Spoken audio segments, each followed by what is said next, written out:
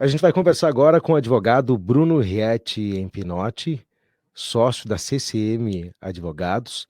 Ele é especialista em direito do trabalho e vai nos falar sobre o processo de execução, quando a justiça precisa pegar os bens, né, e ir atrás de valores, por exemplo, para pagar os trabalhadores.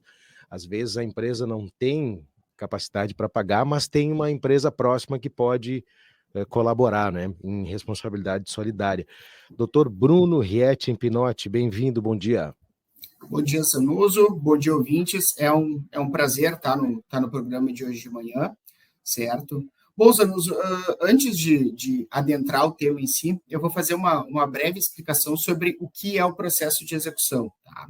O processo de execução nada mais é do que a fase em que o autor da ação ele visa efetivar o crédito que foi reconhecido no processo de conhecimento, ou seja, ele é o momento do processo em que o reclamante busca meios para receber os valores decorrentes dos pedidos que foram conquistados judicialmente.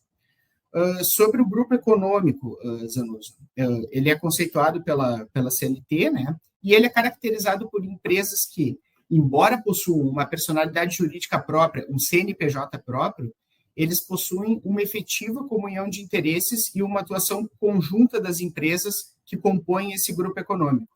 Em resumo, elas são empresas distintas, mas que estão, de alguma forma, ligadas uma na outra, certo? Sobre a responsabilidade solidária entre as empresas do grupo econômico. Ela também é prevista pelo artigo 2º da CLT. E aqui eu vou contextualizar, até para ficar mais fácil para os ouvintes, eu vou contextualizar com um exemplo.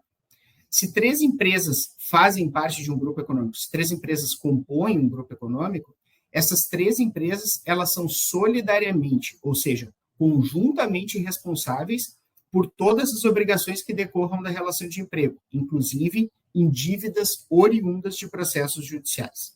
Vamos, hipoteticamente, criar um caso aqui. Aí, o cidadão ajuizou uma ação, tinha abusos lá, horas extras, uma série de irregularidades na função, e aí ele ganha a causa, certo? A Justiça do Trabalho, então, de que maneira vai agir nesse caso? E o advogado, o que vai ter que fazer? Porque serve de sugestão e exemplo, né, para quem se encontrar nessa circunstância. Por exemplo, não verificar a capacidade de honrar esse compromisso. Perfeito, Sanuso. Bom, nesses casos, quando se identifique problemas nessa ordem, tá? O reclamante, né, o advogado que representa o reclamante, ele tem a obrigação de, já nessa fase de execução, de pesquisar sobre eventuais empresas que possam compor o grupo econômico e fazer um requerimento direcionado ao juiz, certo? Só que, nesse momento, a gente está com um cenário um pouco instável sobre esse tipo de pedido. Tá? Por quê?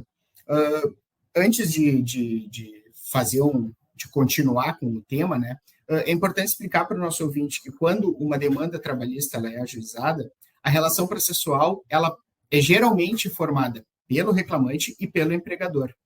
No entanto, né, nessas oportunidades que tu comentaste, quando o processo ele chega nessa fase de execução, ou seja, na cobrança da dívida, por algum motivo, o empregador, como tu bem referiste, né, não tem mais condições de arcar com a dívida do processo judicial.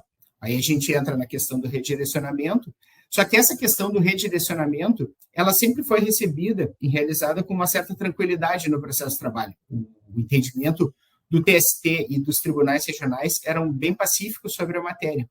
No entanto, recentemente, agora no início do mês de junho, após julgamento de embargo de declaração em um processo que tramita no Tribunal Superior do Trabalho, a ministra vice-presidente do TST determinou que, caso os ministros relatores de cada turma identifiquem situação análoga, explicada, né, enfim, situação envolvendo o redirecionamento da execução às empresas que compõem o grupo econômico, esses processos judiciais eles devem ser avaliados com um maior cuidado e cada um dos ministros terá a responsabilidade de decidir sobre a eventual suspensão dos processos. Isso porque o STF ele possui um entendimento bem controvertido sobre a matéria. Alguns ministros entendem que a empresa que se busca o redirecionamento da execução deveria ter participado do processo judicial desde a fase de conhecimento, ou seja, desde o início do processo. Já alguns ministros, em posição divergente, entendem que sim, que é possível o redirecionamento da execução à empresa, independente de esta ter participado da fase inicial do processo. Eles entendem que não há nenhuma violação artigo da Constituição Federal ou súmula do próprio STF. Então, Zanussi, no momento, o cenário é bem incerto, a matéria é bem controvertida no âmbito do STF, e é complicado de a gente ter um posicionamento mais concreto sobre qual rumo que a discussão vai tomar a partir de agora. Muito bem, doutor Bruno Rietti Pinotti, advogado, especialista em Direito do Trabalho e sócio da CCM Advogados. Algo a mais para colocar nesse nosso encerramento? Não, Zanus, eu gostaria de primeiro agradecer a oportunidade, tá? Sempre um prazer estar participando do programa. E só dar algumas dicas, né, para o empregador, né? Sempre honrar com as obrigações trabalhistas para que se evite o risco de que as empresas que compõem esse grupo econômico sejam responsabilizadas por eventual passivo trabalhista, e para os reclamantes, né, que verifiquem o descumprimento de obrigações trabalhistas e que procurem um advogado e informem desde o momento inicial do processo, ou seja, desde o momento do ajuizamento do processo, informem sobre eventuais empresas que possam compor esse grupo econômico, para que o advogado analise o caso e decida qual o melhor caminho a ser tomado. Obrigado e bom dia. Bom dia, obrigado.